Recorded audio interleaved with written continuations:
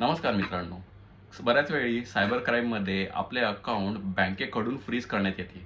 त्यावेळी आपल्याला समजत नाही की काय करावे. अशा वेळी प्रामुख्याने आपल्याकडे दोन पर्याय उपलब्ध असतात. डायरेक्ट अथॉरिटीकडे, कन्सर्न अथॉरिटीकडे, जेथे सायबर क्राईमची कंप्लेंट झालेली आहे त्या अथॉरिटीकडे आपण त्या संदर्भात पत्र लिहून, पुरावे दाखल करून, क्रोनॉलॉजिकल पद्धतीने आपण त्यांच्याकडून एन-ओ-सी प्राप्त करून घेऊन बँकेकडे जर ती एन-ओ-सी दिली तर आपले अकाउंट लवकरात लवकर डिफ्रीज होते आणि आपली यामधून सुटका होते.